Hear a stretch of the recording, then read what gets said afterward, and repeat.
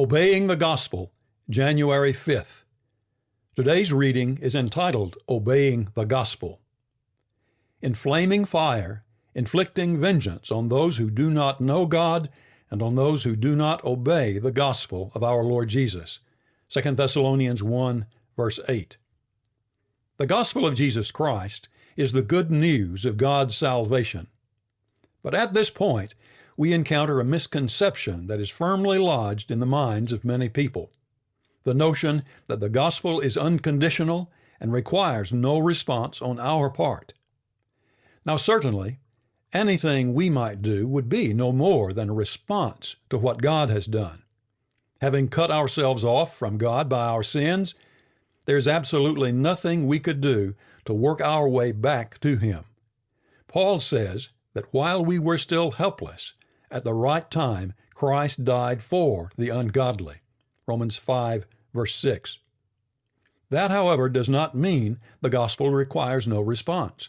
It is a message, but it is a message that must be responded to. In the absence of the response required by God, the benefits of the message should not be expected. As I remember hearing preachers say when I was a child, the gospel contains facts which must be believed and commands which must be obeyed. If we leave out either the facts or the commands, the gospel is no longer good news. The expression, obey the gospel, should not be scoffed at or minimized. It is biblical language. More is involved than just our initial obedience. We'll talk about that in tomorrow's reading. But if we're lost in sin, our initial obedience is our most urgent concern. We are wanting to enter the realm of God's grace. So in the New Testament, what does the gospel say we must do?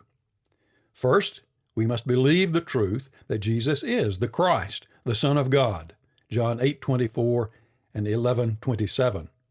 Then we must repent of our sins, Acts 3:19, confess our faith, Romans 10:9 and 10, and be baptized in order to receive God's forgiveness, Acts 22, verse 16.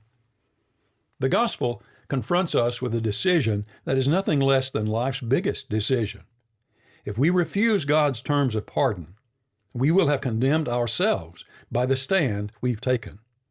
Jesus said, "The one who rejects me and does not receive my words has a judge.